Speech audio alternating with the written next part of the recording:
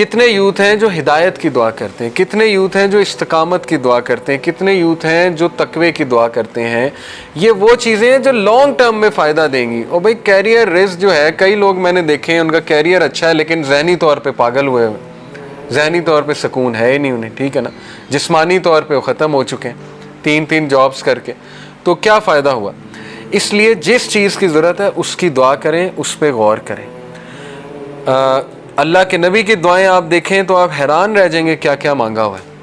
آپ حیران ہوئیں گے میں نے تو کبھی چیز مانگی نہیں, میں نے تو اس پہ کبھی غور ہی نہیں کیا, ٹھیک ہے نا, کیونکہ پرائیورٹی نہیں ہے. کچھ حالات آپ کو درپیش آ گئے ہیں تو اس میں سے صحیح بات اخذ کرنا, اس کو کہتے ہیں میکنگ دا رائٹ انٹرپریٹیشن, ٹھیک ہے. اس پر میں آپ کو ایک واقعہ سناتا ہوں بڑا مزے کا.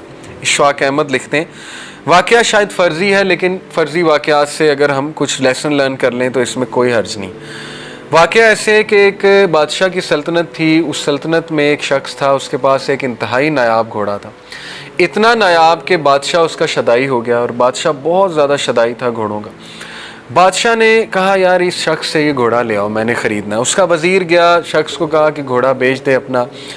اس نے کہا کچھ اور مانگ لو لیکن گھوڑا یہ کہ بچپن سے میری اس کے ساتھ افیلیشن ہے, جذبات ہیں, بیٹوں کی طرح پالا ہے. اس نے کہا گھوڑا میں نہیں دے سکتا, گھوڑا مجھے بھی بہت پسند ہے. بڑا حیران ہوا, وزیر واپس چلا گیا. بادشاہ کو یہ بات برداشت نہ ہوئی, اس کو غصہ آیا. اس نے کہا اچھا, اس نے کہا میں چلتا ہوں. بادشاہ خود آ گیا. بادشاہ نے کہا کہ منہ مانگی رقم تجھے دوں گا, جو تو کہتا ہے تجھے دوں گا. اس نے کہا بادشاہ سلامت آپ جان مانگ لیں لیکن یہ کہ یہ نہیں میں دے سکتا, میری ویلیوز کے خلاف ہے یہ بات کہ میں اپنا پالا ہوا گھوڑا جو ہے وہ اس طرح بیچ دوں. مجھے ہے ہی نہیں, ضرورت ہی نہیں مال کی, اللہ نے دیا الحمدللہ. اب لوگ جمع ہو گئے, یہ دیکھ رہے تھے سارا ماجرا. لوگ آپ کو پتہ ہے جینا حرام کرتے ہیں. بادشاہ نے کہا اچھا چل تجھے میں آدھی سلطنت دے دوں گا. بادشاہ نے ٹیسٹ کرنے کے لیے, تو اس نے مسکرا کر کہا کہ نہیں. اب بادشاہ نے کہا تو پچھتائے گا. بادشاہ چلا گیا. لوگ آ گئے, لوگ نے کہا کہ یار تو اتنا بدبخت ہے, دیکھ تو اتنی بڑی آفر ہو رہی, کیا یہ گھوڑا, ایک گھوڑے کے پیچھے تو نے بادشاہ کی یہ آفر ریجیکٹ کر دی. وہ مسکرایا, اس نے کہا مجھے پتہ ہے میں نے کیا کیا, میری ویلیوز کے خلاف ہے, میں یہ برداشت نہیں کرتا میں اپنی کوئی پالی ہوئی چیز کسی کو ایسے ہی پیسے میں دے دوں. لوگوں نے کہا تو پچھتائے گا. اس نے کہا اللہ مالک. اب ہوا یہ واقعہ آگے جاتا ہے کہ وہ گھوڑا بھاگ گیا استبل سے تقریباً چند دن بعد. اب آپ دیکھیں لوگوں نے کس طرح مینٹل ٹارچر دیا ہوگا. لوگوں نے کہا کہ ہن آرام ہے, اگر اس گھوڑے کو بیچ دیتا تو آج تیرے پاس پیسے بھی ہوتے, آدھی سلطنت کا بادشاہ بھی ہوتا, کیا ملا, بھاگ گیا. ایک جانور جس سے تو نے وفا کی, دیکھ جانور نے تیرے سے وفا نہیں کی, چلا گیا.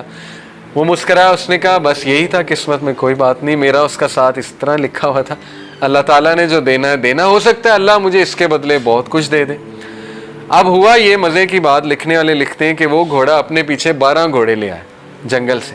وہ گھوڑا ایسا تھا, گھوڑوں کا سردار تھا.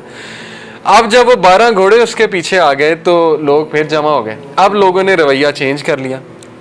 بتانے کا مقصد پتہ ہے کیا رائٹر کا, کہ لوگ چینج ہوتے ہیں واقعات کے مطابق, حالات کے مطابق. ایک واقعے کو پکڑ کے نا پوری لائف کو پینٹ کر دیتے ہیں. اب لوگوں نے کہا اچھا تو تو بڑا عقل مند ہے, تو نے تو اس کو ٹرین کیا ہوا تھا, ہمیں تو پتہ ہی نہیں, اصل میں تو 12 گھوڑے اور لانا چاہتا تھا تاکہ ایک کی بجائے 13 گھوڑے بیچیں اور تجھے زیادہ مال ملے.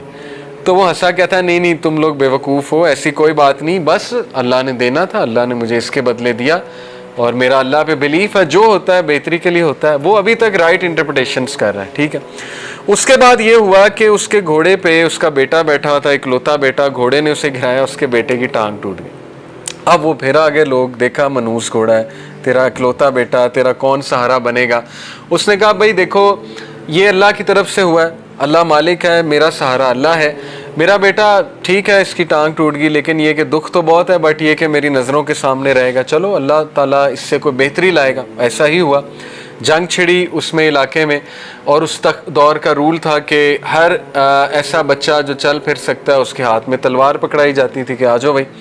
اس کے گھر سولجرز آئے بادشاہ کے, دیکھا کہ ٹانگ ٹوٹی ہے بیٹے کی, انہوں نے کہا یہ تو ہمارے کسی کام کا نہیں, اس کے بیٹے کو چھوڑ کے چلے گئے. اب لوگ پھر آ گئے, کہتے تو بہت خوش